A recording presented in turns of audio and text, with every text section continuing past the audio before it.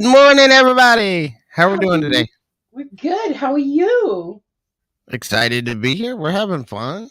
That's We've been awesome. busy all the time, but I Yeah, love getting 'cause- to come on here. So, yeah, like every once in a while you just sporadically pop on and then you sporadically leave and then come back on.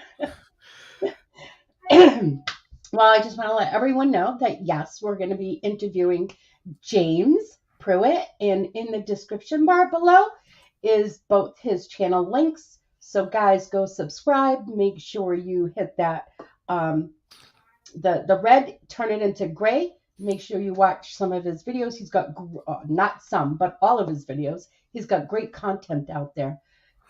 Definitely inspirational and gives you a lot of know-hows too. So well, thank you. let's see.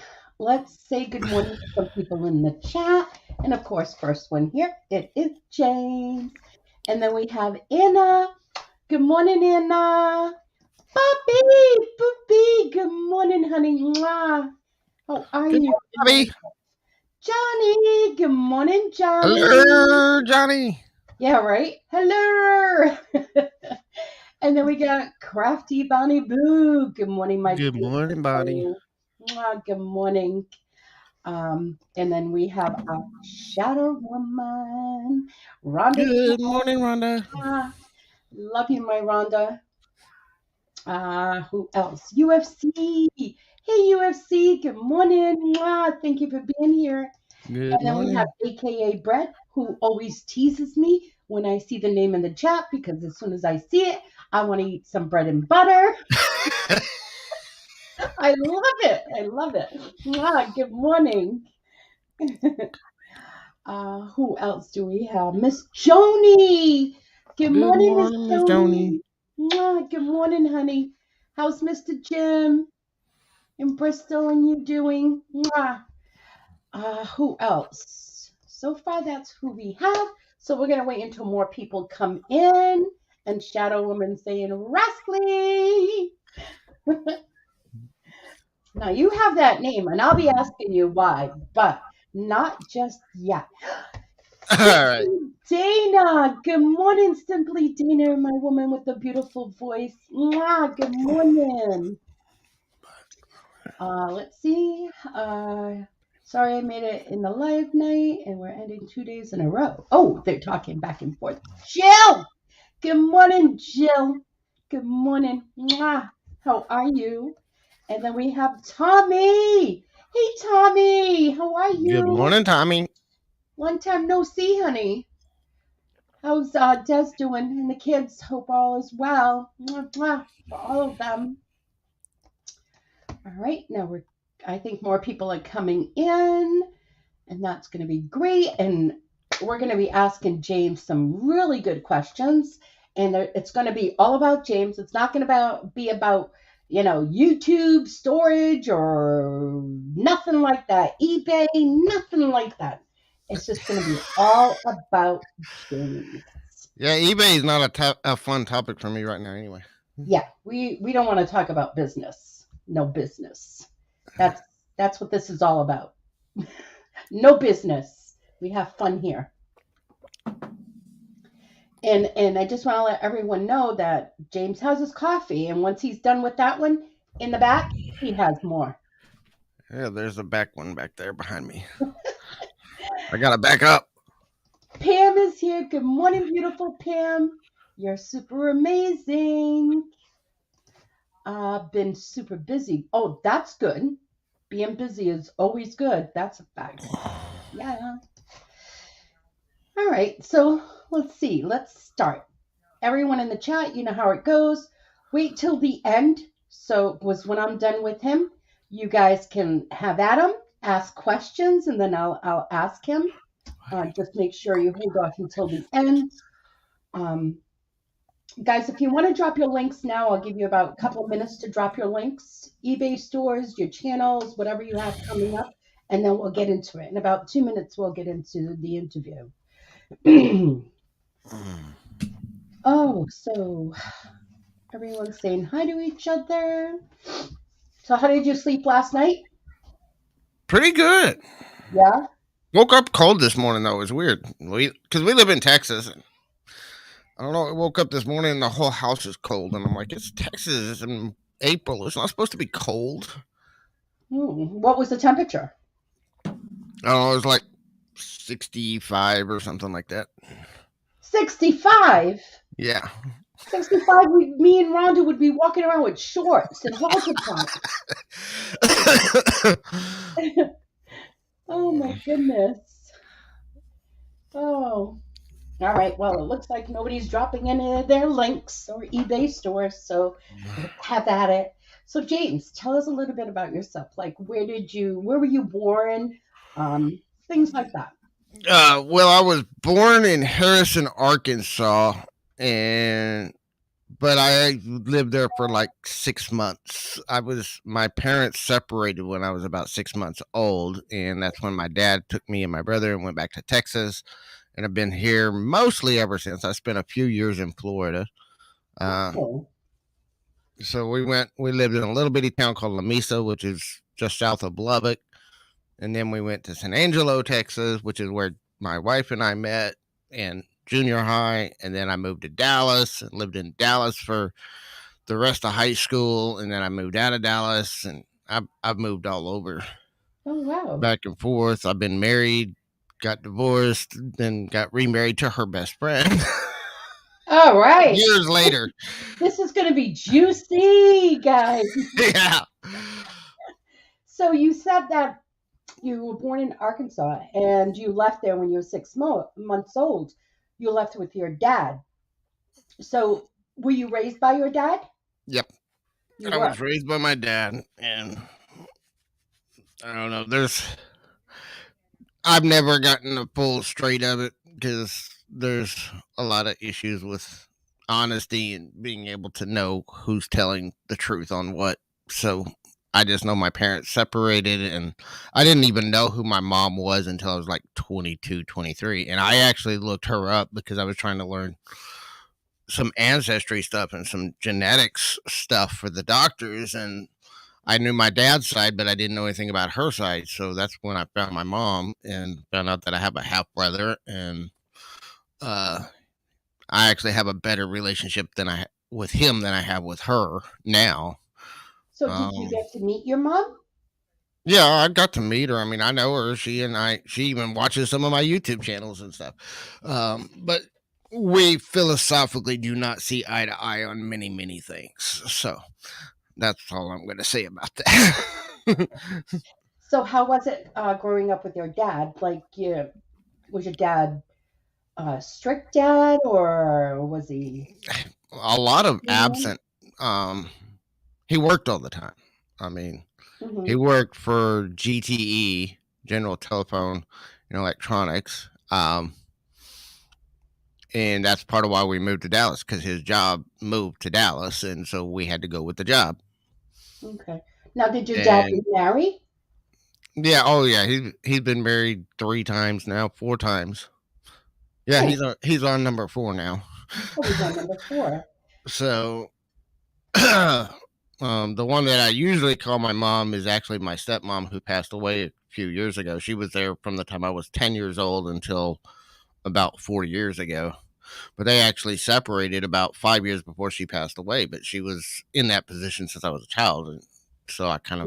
that's who I usually refer to when I talk about mom. She was my mom. The other lady is my mother, who happened to birth me. And pretty much beyond that, she and I haven't had much of a relationship. So, Okay. So she was there since the age of 10.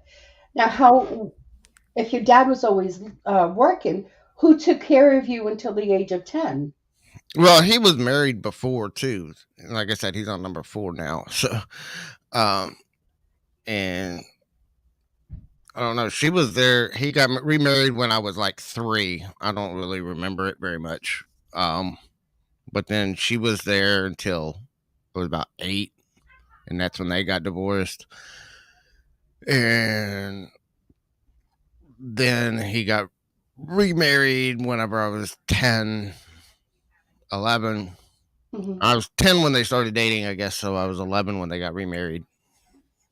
So how were your school years? How did you like school? I hated school. You A hated part of it school? though is I'm learning more now. I've learned more in the last 2 years than I did in 40 years because I'm severely ADHD, which has been part of why I'm like all over the place. And I've got like 10, 12 YouTube channels that I've started and, you know, done things with. But I'm severely ADHD. I was diagnosed when I was in like second grade. Um, and, but basically back then, it was here's this pill, take this pill every day and it fixes your problem. And that was like literally the only education I had about ADHD Wow. back then. I've learned more in the last 2 years about what ADHD means, coping strategies, how to do all these things that normal people can do that ADHD people can't do. And I've been learning this all in like the last 2 years. That's why I love YouTube and TikTok. I've connected with a lot of people. I've been able to get, you know, connected with medical people that can actually help me instead of people that just say, here, take a pill and it fixes all your problems, which I think is part of the problem with our culture is too many people are like, it, take a pill and it fixes your problems. And it doesn't, you know, Right. got to do the inner work. So when Um, you were in school, when you're say your middle school and high school, were you into sports? oh, I've always hated sports. I, I did. I had one time I liked basketball. That was really the only, but I was never good at it. And part of it was size. You know, basketball you got to be a certain size to be really Hmm. good at it for the most part. And I was part of it too was I've always looked young for my age, and I was always small until I mean almost 6 foot now, but even when I graduated high school, I was only 5'4" when I graduated, and I looked like I was about 12 years old.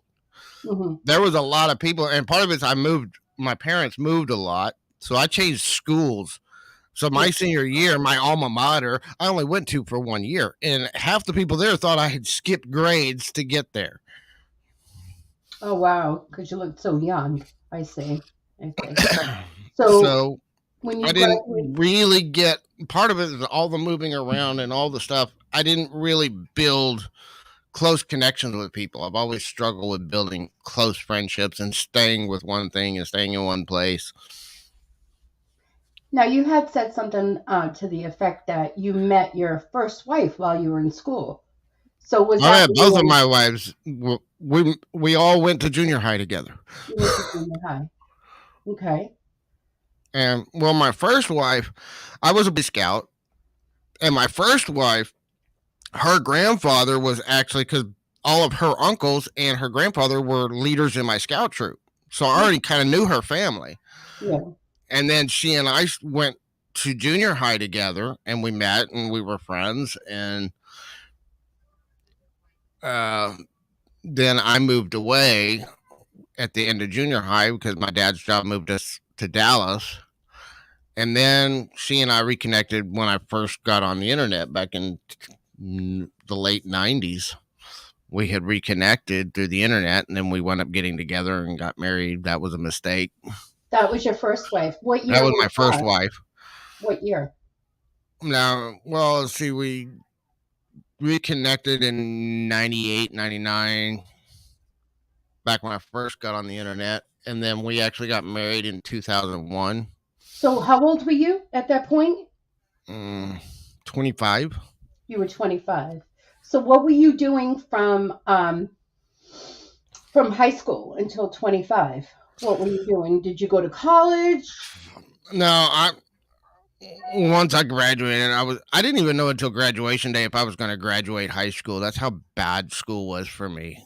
Hmm. Once I was done with school, I was done with school. I knew college wasn't really the right thing for me to do. I went to work. I started working at the time. I thought I was going to uh, cook. I love cooking, and I still do. I just found out that I don't like doing it, you know, professionally.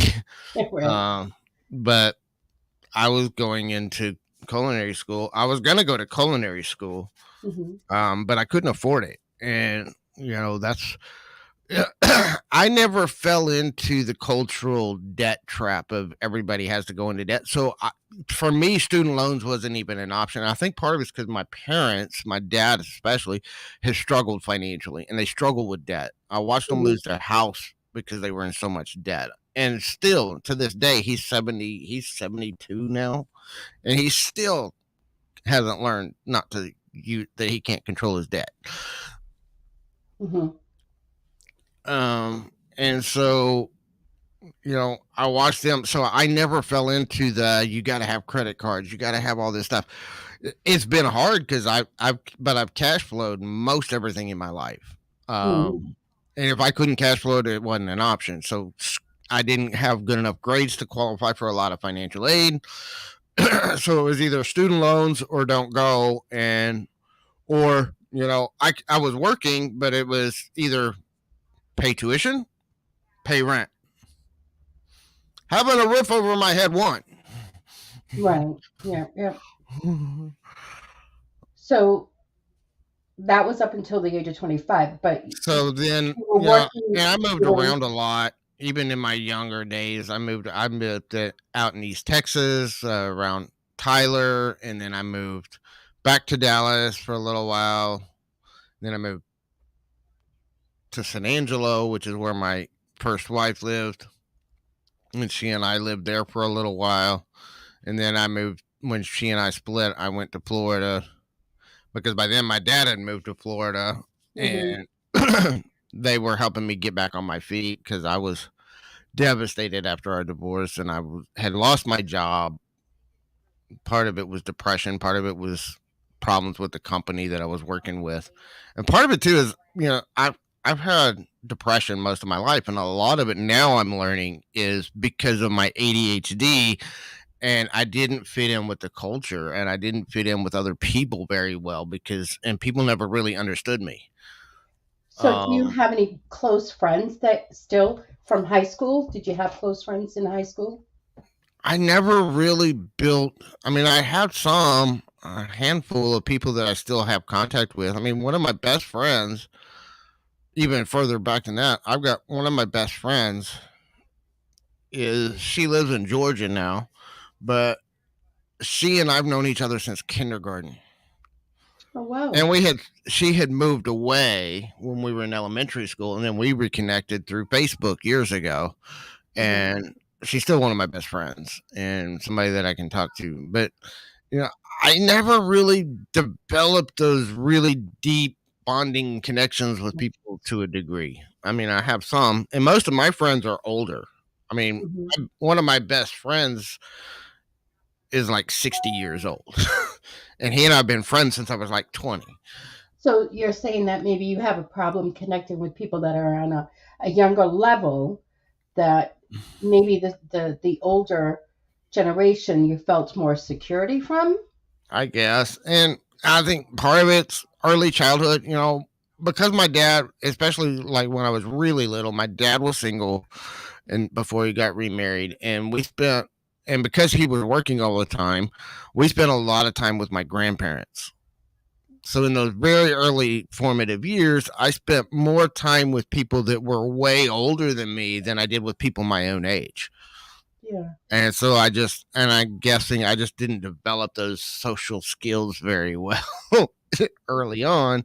So I went up I connect better with older people than I do with people my own age.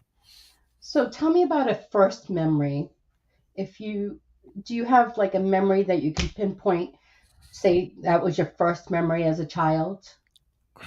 Not really. I mean, most of my childhood is a blur anyway. And that's actually one of the things I found out about ADHD in the last year or so is that people with ADHD, uh, certain levels of ADHD, is memory. You have struggle with long term memory and short term memory. Um, and my long term memory is horrible. I can't tell you what I did 2 hours ago, much less, 2 years ago, 10 years ago. I have, like snapshot memories. It's almost like a picture, but I couldn't really tell you the whole scene. Um,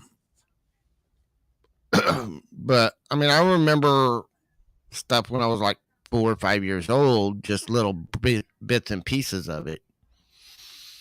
Mhm. Um, like I know I was about 4 when we moved from Lamesa, which is a little town in north central Texas or northeast Texas, northwest Texas, up near the Panhandle, and we moved to San Angelo. That's when my dad moved. He had already working for GTE at that point in time, but he was climbing telephone poles. He was one of the people that would hook up your landline phone. For those youngsters that don't know, we used to have a cable line that went into the house for our telephone. We didn't have wireless phones back then. So he Right. would hook up the phones and do all that kind of stuff on poles. But then he moved into electronic repairs where he was actually fixing like the switchboards and stuff. Hmm. And that job was in San Angelo. So that's when we moved to San Angelo. And he, between him working, and part of it too is he was going to college at night. So he was working all day and then he was in college at night. And then on the weekends, he was usually working. He was tending bar and he was in a band and did a lot of other stuff. So he was gone most of the time. And usually it was my stepmother that had me and my brother or family. We lived right next door to my great granddad. So we would stay with him. So, would you say you thinking about that memory that that was a drastic move for you? Maybe that's why you're remembering it, or was it a I don't know that it was drastic. fun? I kind of remember when we moved. Okay, Um, I see. but and I know people from back then, and I've connected with people that remember me from back then, and I'm like, okay, I kind of know who you are, but I don't really remember you that well. Now, having all this a what is it again? A I don't know the letter. ADHD, attention ADHD. deficit hyperactivity disorder. Yeah, I could probably say it better that way than I can do the letters. But now, having that and feeling so out of place and all of that, did you turn to drugs or alcohol in your teenage years? Not in my teenage years. I actually, and I know this sounds weird. I actually didn't start drinking until I was in my 20s, Okay. but then I made up for it. I spent a lot of time drinking and after I got married, I really started drinking, and then she and I had problems connecting, and there was a lot of issues there. Um, and I dove into alcoholism, and I embraced it fully for years until I was almost 30. Oh, wow. And when I left my ex-wife, because there's a lot of things. Part of it was her cheating on me and sleeping around, and part of it was I was starting to learn financial stuff at that point, and I realized that I was tired of being broke all the time. Um, and she was horrible with money. She inherited money. So she never respected money. Her family always just took care of her, and she didn't respect money. And but she and I split, and I went to Florida, and that's when I quit drinking, Oh, and wow. I haven't drank since. Do That you was have in any children with that her? was in 2005. Do you have any children with her? Mm-mm. No, No, we never had kids. never had kids. And then now, okay, so you left in 20, when you were 25, moved back down to Florida. Now, while you were in Florida, is that where I know that you knew your current wife already, but when did you start seeing her? Well, I lived in Florida from 2005 or 6. I don't remember exactly which one it was. It was somewhere around there, 2005 or 2006. Um, that's when I went to Florida, and I was there for about from 2005 till 2012. And then while I was in Florida through Facebook, she and I reconnected. Uh, that's Jessica. That's my wife. She and I reconnected through Facebook, and we chatted off and on through Facebook for a while. And she was dating somebody else that she had been with off and on since high school. And then when they finally broke up, and then she and I were kind of connecting, and then things kind of just went from there. And part of it, I was kind of helping her through the breakup. Hmm. So I skipped a very important part, and I apologize for that. How did you handle? How did you stop drinking? What was the process for you? My internet blinked out for a minute. Yeah. Um, so she and I kind of reconnected, and then we went. I moved from Florida back to Texas, and then she and I got together and started dating, and then poof, she was pregnant. Oops. So I think when I asked you the question, I think you were frozen. You didn't hear me. I know I had skipped over the part. It was a very important part, and I was apologizing for it. But how was the process of stop drinking? What did you do? What was your process? Oh, to stop drinking. Wow. Well, I first of all, I did go to AA for a while. Mhm, And I recommend the programs. My see, I've always had a very spiritual ever since I was even in high school, and I've always been a very spiritual person. So I've always believed in the higher power and processes. And I think personally, I used AA. I was very active in AA for a while. I had a lot of friends. I still have a lot of friends that are involved in it. But I got to a point with their program where I felt like it was limiting me more than helping me. mhm, One of the philosophies of AA, I think it's funny because a lot of what they teach is, dealing with codependency issues, which I really agree with. The problem is I was working on my codependency issues. I came to recognize that they have their whole system set up to be codependent on them to continue sobriety. mhm, And I just didn't buy into the once as I started learning to deal with my own codependency issues. I was just like, I don't want to be dependent on y'all. I don't want this codependent relationship with this organization, with this group. mhm, Um, to continue my sobriety. I don't think I have to have the program. And as I was developing spiritually and as I was growing personally and spiritually, I found that I I got to a point where I don't even want to be around alcohol. It's not even a thing for me anymore. It's just I don't know, mentally, emotionally, spiritually, I just don't even want it around me. I don't hang out with people that are drinking. If people drink, I don't have a problem with it, mhm. but I just don't want to be there. I don't want to be around it. I don't want it in my house. I don't want all that.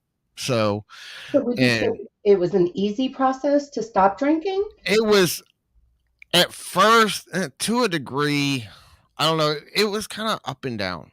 Um Hmm.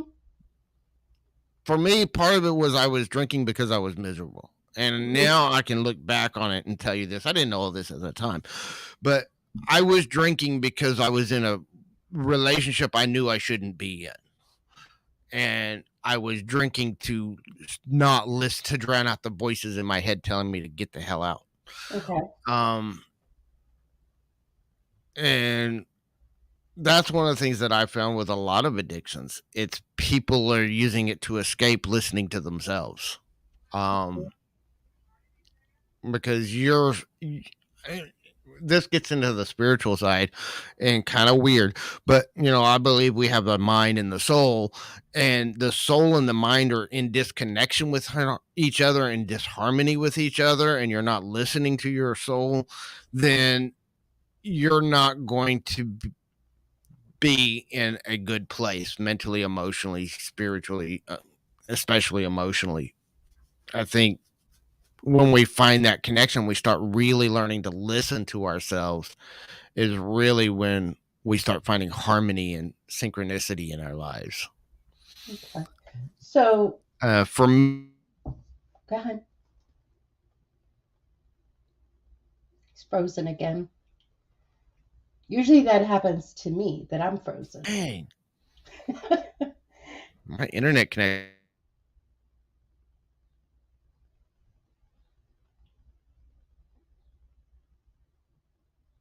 He'll be back. He'll be back, guys. Or is it me? Am I the one that's having the issue? No, it's my internet Oh, is okay. cutting in and out.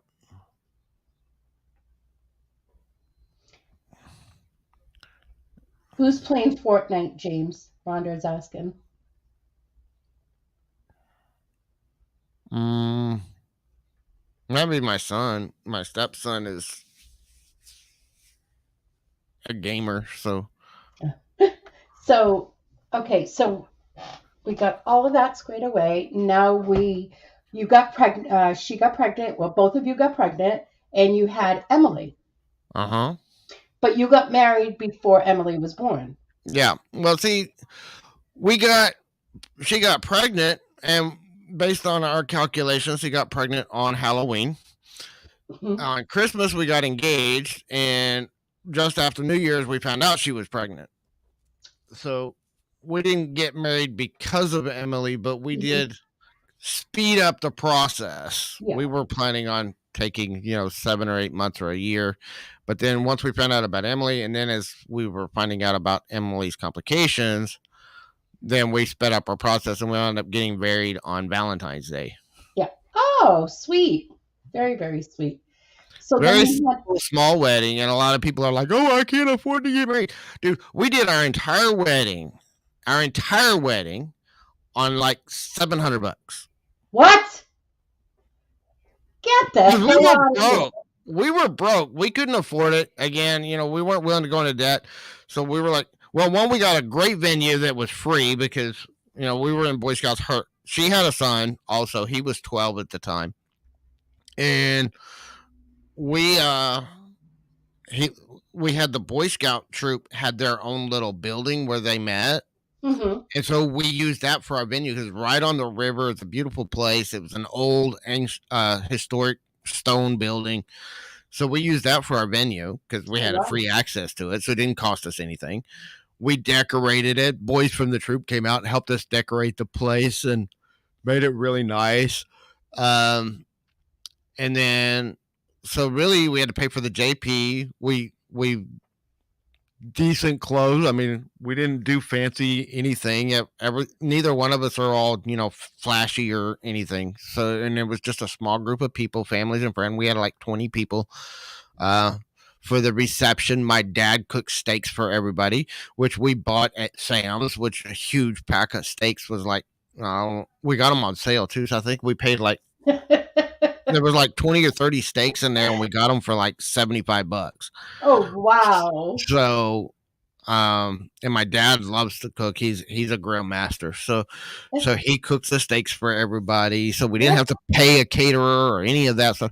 And we were just like, let's do this and just knock it out and not have any debt attached to it. So we did it for Very good. $700. That's And I awesome. mean, I think the most expensive single item we bought was her dress, which was like 120. Wow. That's awesome. That's awesome. So then Emily was born, and if you guys don't know Emily, she's a beautiful soul. She's absolutely beautiful.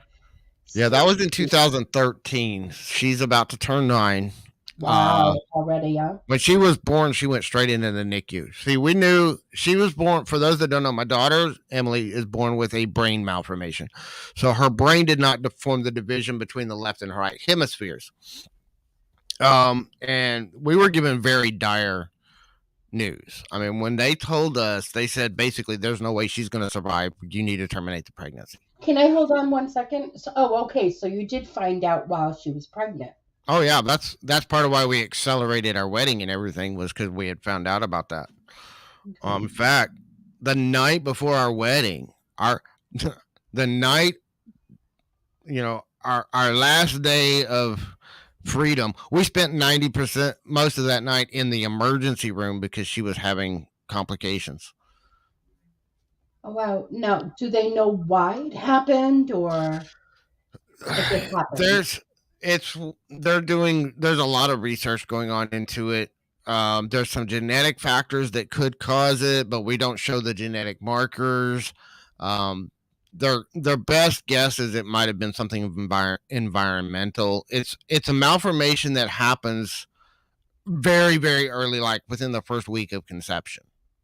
Oh, wow. um, they know that much. But as far as exactly what caused it, they really can't tell, and they never will. We never will. And Yeah. I've learned to not dwell on the what ifs or what caused. I've learned to just accept things as they are. Hmm. But I'll tell you, having her has been the biggest curse in my life to a degree, but it's also been the greatest blessing because I have matured so much. I've grown so much. I have Mhm. learned so much through Right, having her that I would have never learned any other way. right. And, you know, yeah, things can be challenging at times, and we have to create a lifestyle that's conducive to her, which is not necessarily a normal lifestyle.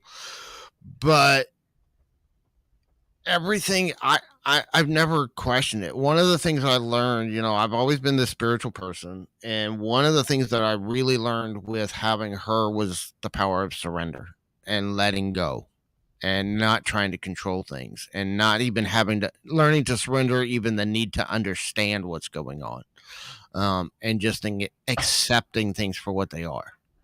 You Now, how know, do the other children feel that there's a lot of attention basically every day? There's yeah. attention always on Emily. Do you Well, think the other children because feel we have three kids. She had one from her previous relationship. That's right? my stepson, and he's 20 now, fixing to turn 21. Um, and there's some jealousy. There's some, oh, you care more about her than me kind of stuff still going on. But he loves her too, and he Okay. kind of understands, but not really. I mean, But he's how do been you there since, I mean, he was what, 10, 11, 12, something like that when she was born. but So, how do you deal with it as parents trying to secure, your other children that they're equally just as important as Emily? well, we try to, spread the time. And it's difficult at times, but we try to spread time with them. And, uh, I haven't always either, as a father, as a stepfather, I haven't always been the best person. I'm better now than I used to be. Early on, he and I don't get along a lot of times, and a lot of it's because of me. Early on, I was an ass a lot of times. Um, I was arrogant and mean and not very nice to people for a long time in my life. And part of it was just my own trauma and stuff that I hadn't dealt with from my own childhood and issues going on there. But, you know, there's, we try to take things one day at a time. He tries, Jessica You're cutting out again. with,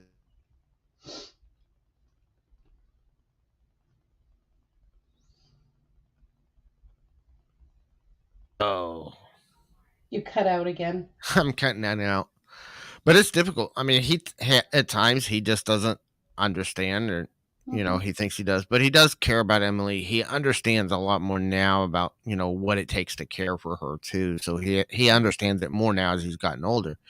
And the toddler, I don't think he really notices too much. I mean, he does, but I mean he's only 3, so um he's and he was, oops, we were not expecting another child.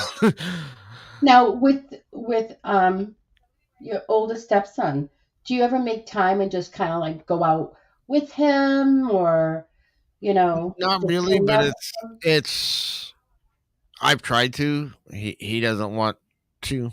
So I've kind of learned to accept him for who he wants to be and allow him to kind of be himself within parameters of following the rules of the house. But he and I do not get along very well, and a lot of it's I've tried reaching out, and but he's kind of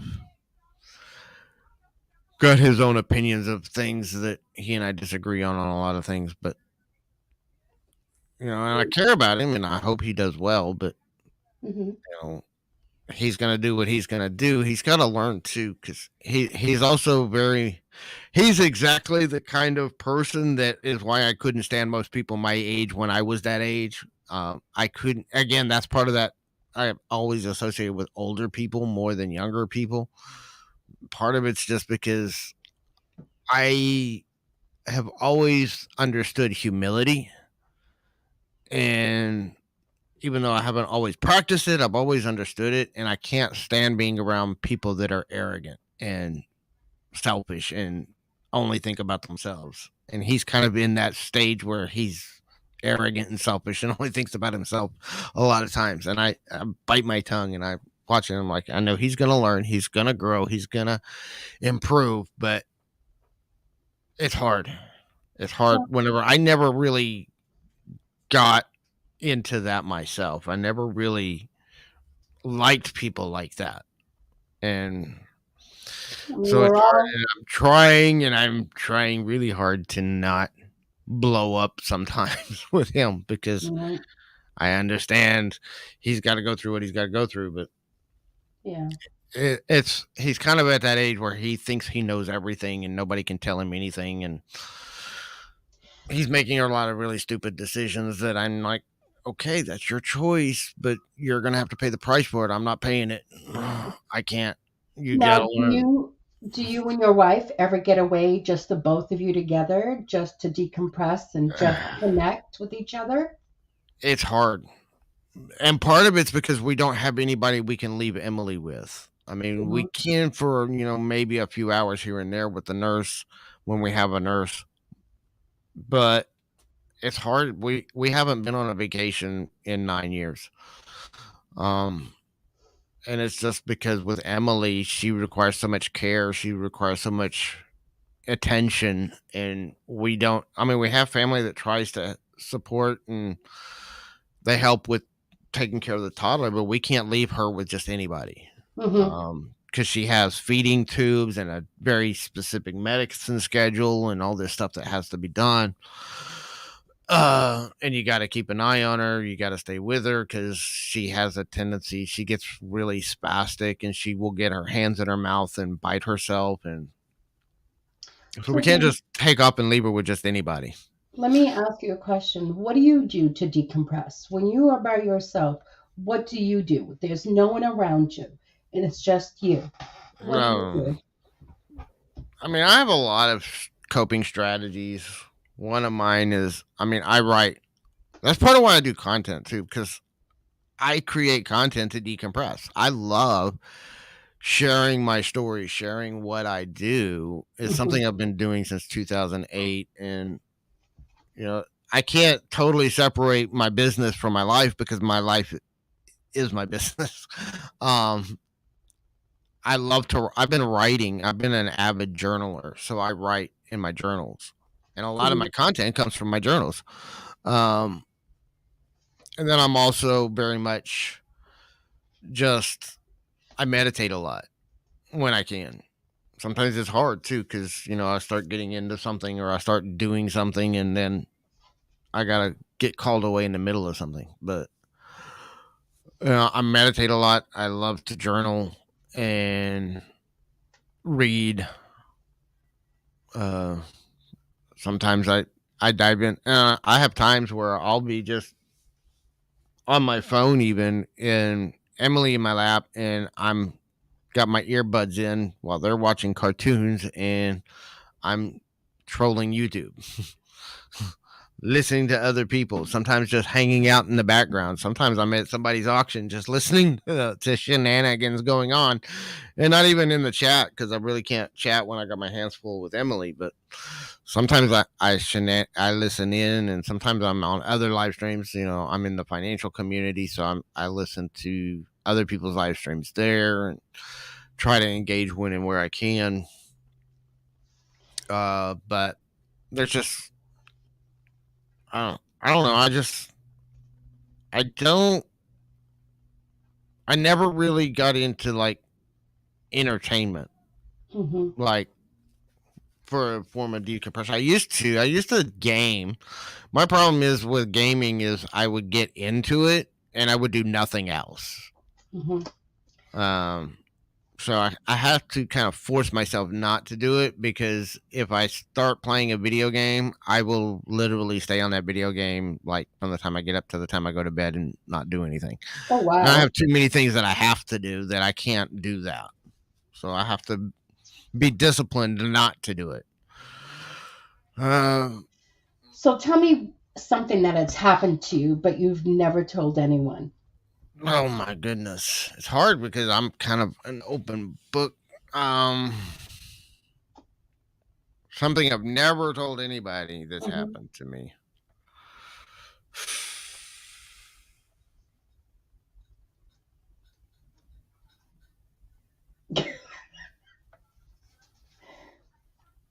I mean, I've been through a lot of stuff, but I've always kind of mm, Hmm. I mean,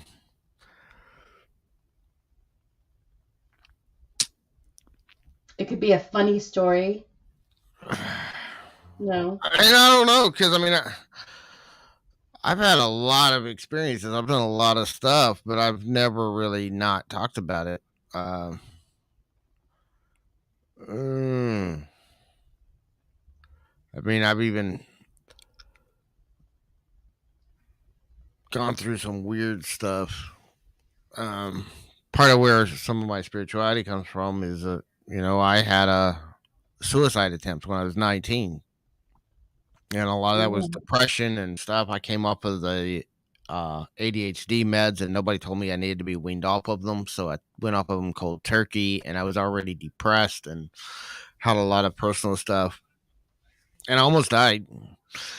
Luckily, a friend kind of figured out what was going on, and he got me medical help and got me mental help and led me into a spiritual path that helped me tremendously Oh, for awesome. a long time.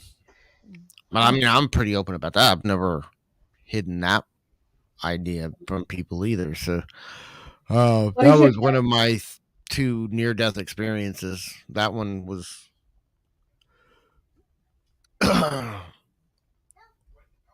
painful, but it was something I needed to go through too. Mhm. Um, and then I had a ceremony that I did one time with a Native American group that I was working with, and I had a near death experience through that and an out of body experience, and that was part of my spiritual growth and understanding that we are literally all connected. It's not just some kind of philosophical thing for me, it's a reality. Mhm. But we are all connected to each other, and everyone's connected to everybody else. Absolutely. And through that experience, it's just, and I think it's beyond just humanity, it's everything. I mean, I'm just as much a part of this tree in my yard as I am to other people. Mhm. And so I've always, ever since then, it's just I'm what they call a clairsentient. I feel energy exchanges between people and between things, and Yeah. um it's hard. That's where things got hard for me when COVID broke out. Yeah. I was doing a lot of stuff on YouTube. I was building my scavenger channel. But as I was doing all that, then when the world went into chaos, I felt the emotional energy of the entire world. And I felt it worldwide or on a mass scale like that two times in my life. One was ongoing, which is when the pandemic broke out. The other time was 9/11. I felt it, that emotional impact, and I felt the pain and the suffering that people were going through. And I had no idea what the hell was going on, but I felt it. And then about 30 minutes later, our boss, I was working in a cabinet shop at the time, and our boss came in and shut the whole place down and brought everybody together to tell us what was going on. Uh, So let me ask you a question. What's your definition of the perfect life for James? the perfect life? Yes. Jeez. I don't know that I would have a perfect life. I don't think there's such thing as perfection, but I But mean, for like you. my ideal day would be like, I can get up, spend an hour or two meditating, create some content, try to, do things that would help somebody else. I've always felt like I'm here to serve people. So I would always want to, And usually this is one of the things I do with my meditation is my meditation kind of guides me through what I'm going to do. Mm-hmm. Spend time with my kids, doing whatever. And I'd love to get out into nature. So I would love to be somewhere where I could get out into nature more often. Unfortunately, with Emily, we're not able to do that as much as we want to. Um, Tell but me in 10 years, where do you see yourself in 10 years? I don't really have a big that, and that's something a lot of people get mad at me for not having. I don't worry about what's going to happen in 5, 10 years. I worry about, what can I do right now. The here and now? I'm very much about living in the moment as much as you possibly can.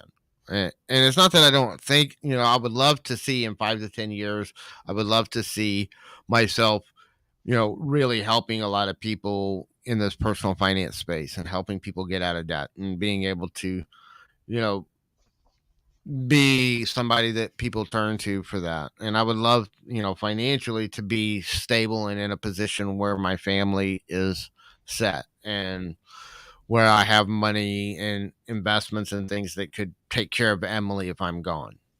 Uh, Mm-hmm. Mm-hmm.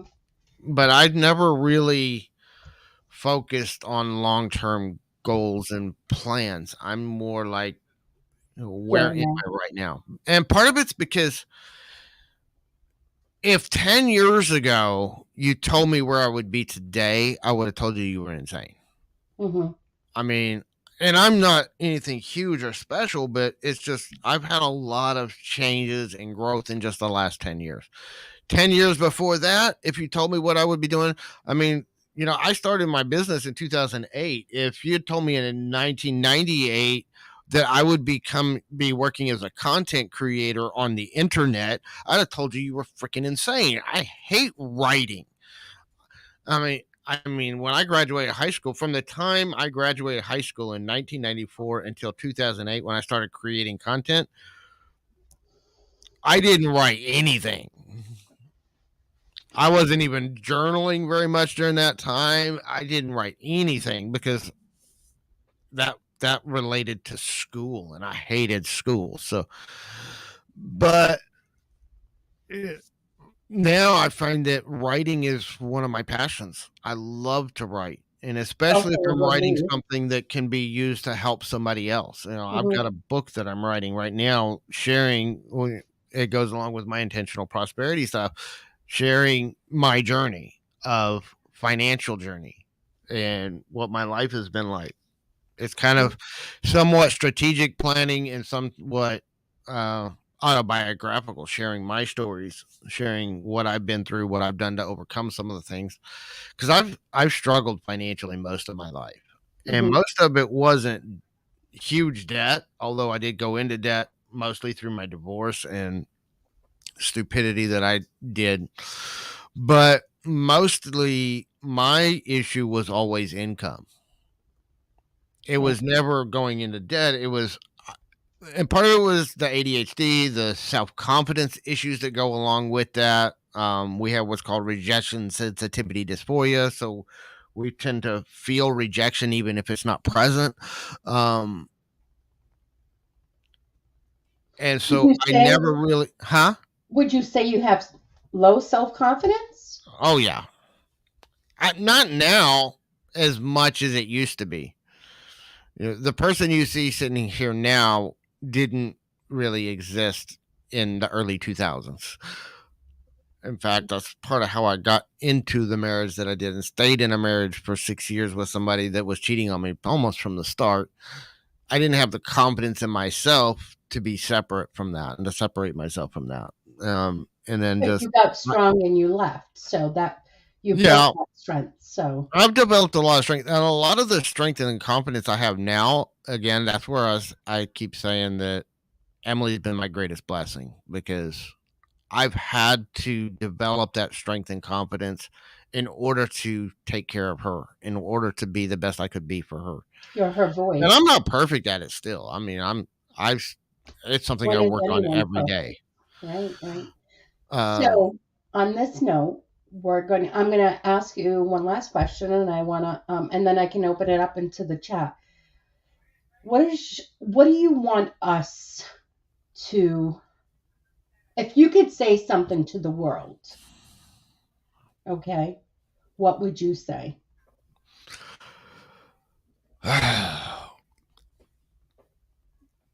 It's kind of a twofold thing. One, be intentional about your life. That's why I talk about intentionality. Start being intentional about who you are and listen to yourself and always be true to you, even if it's uncomfortable, even if it's not society Hmm. way of doing things.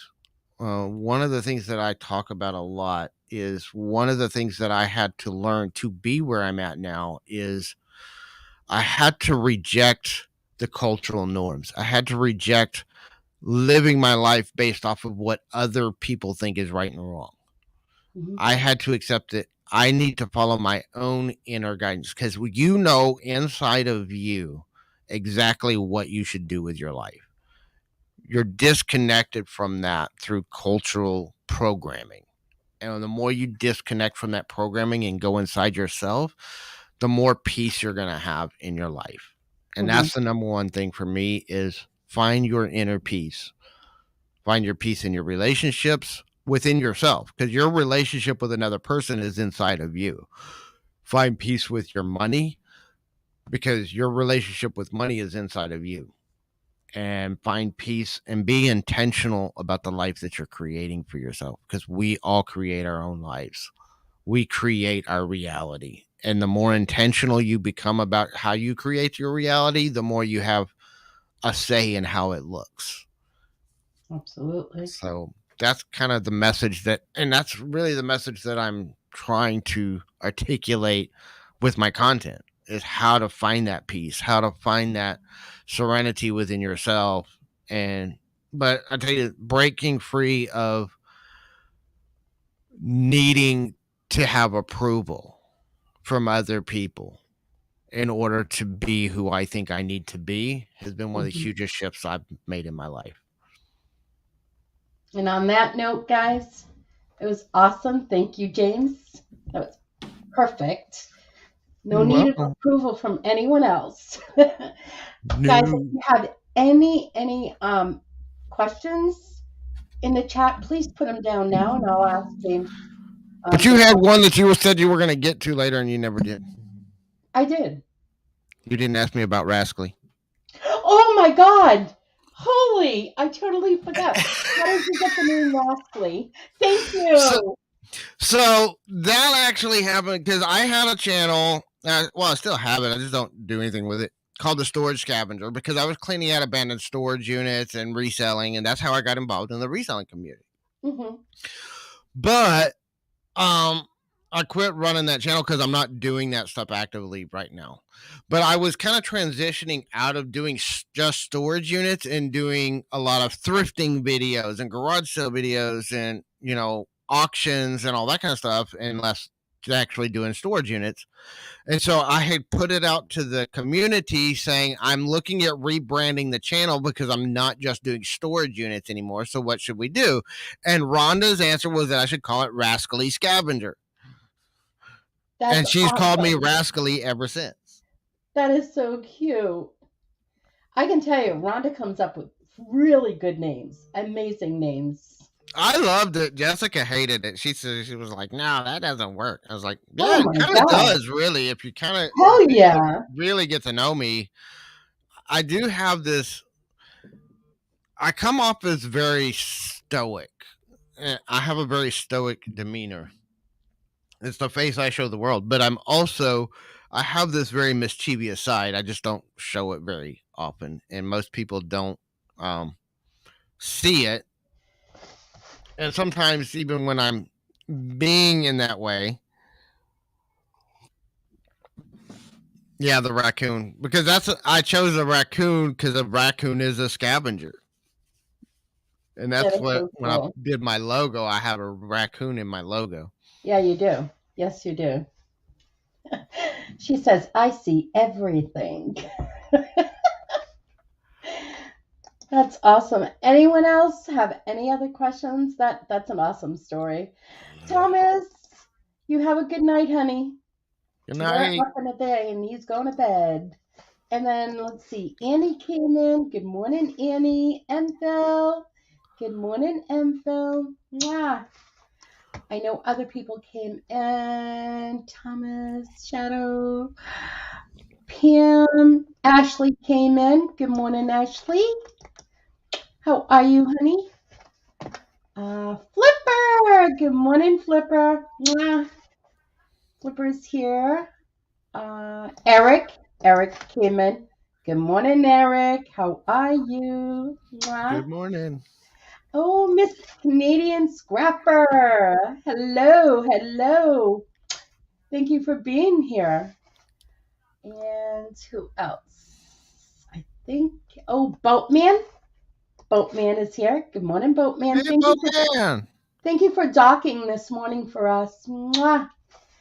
And then we have Glenn. Hey, Glenn. How are you? Hey, Mwah. Glenn. And anyone else? Oh, Rule Squirrel.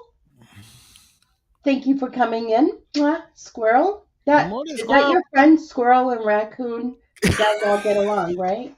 Yeah. And Stacy May. Good morning, honey. Mwah. That's as far as I can go up. If anybody else came in and I didn't say hi, good morning. Good morning.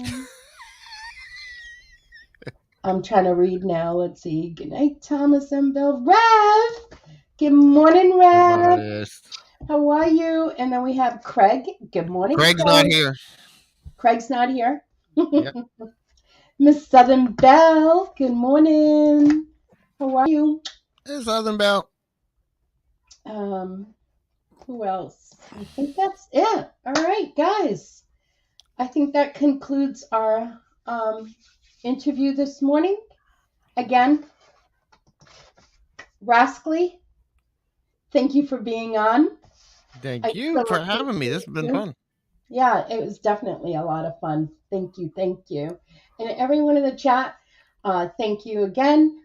I will be on Monday, community news, but let's ask James first. What's going on with your channel? Any upcoming things, shows?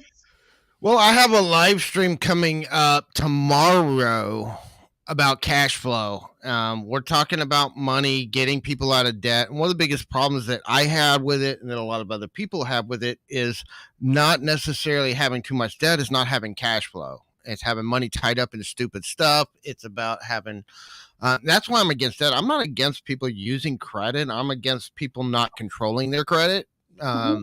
Because that's what got me in trouble. That's what got a lot of people. That's what's got my dad in trouble. But it's all about understanding cash flow. If we can get cash flow, you can fund your business. If you get cash flow, you can fund your life. And so I'm going to be talking specifically and taking questions about how to create cash flow in your life. And we're going to be talking about business strategies that can do it. We're going to be talking about investments. We're going to be talking about freeing up cash flow that you already have, like paying off debt and doing things like that. So it's all about cash flow. We're going to be taking Q&A if anybody shows up. It's over at the Intentional Prosperity Guide on YouTube. That's my main channel. My other channel, honestly, is me playing and having fun. It's YouTube growth. I'm talking about YouTube, and the main reason I started that channel is because when I was doing the storage scavenger and as I've done other projects, I keep getting into conversations about YouTube, and it's like with the storage scavenger, 75% of my live streams turned into people asking me questions about YouTube. So I was like, that doesn't fit here. I created my own channel where we can discuss how to do content stuff. Nice. I've been doing content online since 2008. I've been a blogger. I've been a podcaster. I've done video on YouTube. So I know a lot about how it works. I don't have any huge channels. Part of it's because I'm all over the place. It's my ADHD. But I know a lot about how to grow. And the thing is even though I don't have any big, huge channels, I've worked with other people that now do. I've coached people through how to do it And so I know what I teach works, even though I'm not doing it actively myself because I get distracted and I go in many different directions. But I've got a friend of mine that I started working with in 2009, 2010. And we were blogging and doing stuff. And I told him in 2009, you need to be on YouTube. I said, I like your personality, the way you are. You need to start creating videos that go with your content. He now has 2.4 million subscribers on his YouTube channel. And he wasn't even considering doing video. He started because I talked him into it. Now he has 2.9 million subscribers on his YouTube channel. He runs a full-time business. He has a full-time team. He basically shows up and does the video. And then he has people that take the video, write it into articles. They take out the audio. He has a team of people. And he wasn't even considering doing video. Wow. And we started, when I started, I wasn't looking to start blogging. I didn't start with the focus on content. I started as I was learning affiliate marketing. And I was using content and I found that I fell in love with the content part. I still do affiliate marketing. I think it's one of the fastest, easiest ways to monetize on any content platform. But my focus now is on the content and the building relationships and connecting with people. But the whole reason I started that channel was almost all my conversations that I was having with people were turning into, how do I do this on YouTube? How do I do that on YouTube? And some of it started with, like, one of the first series I did was how to set up and use StreamYard. And I got to redo that whole series because StreamYard's changed a lot of stuff. But the reason I did that is I spent one weekend, literally all weekend long. I would get off of somebody else's stream and somebody else was inviting me into their stream to teach them how to set up StreamYard.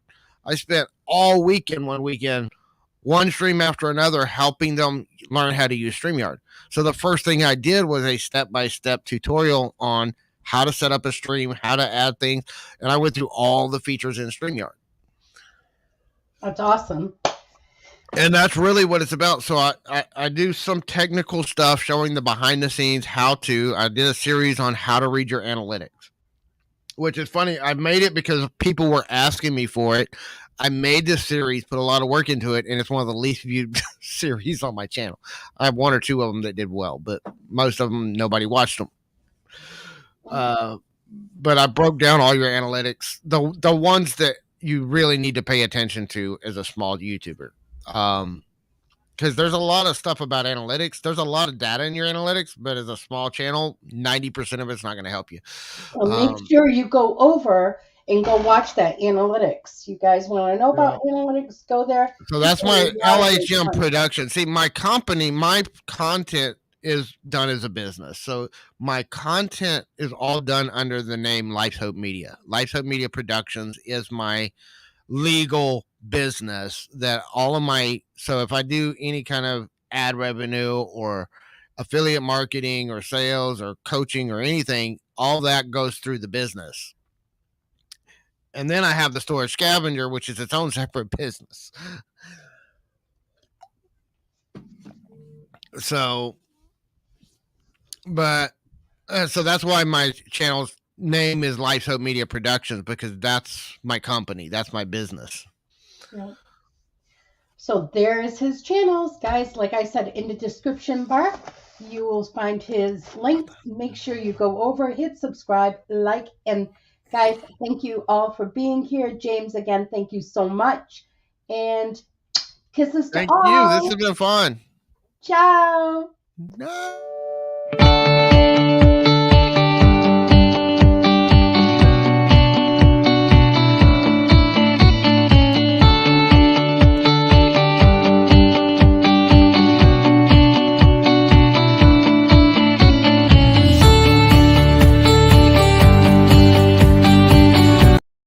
Hey guys, I just want to let you know that I'm coming back in a little while. I just have something to do, but I'm coming back and we're going to have a circus show. Ciao. Hey, Angel Tickle Toes and Stars and Back.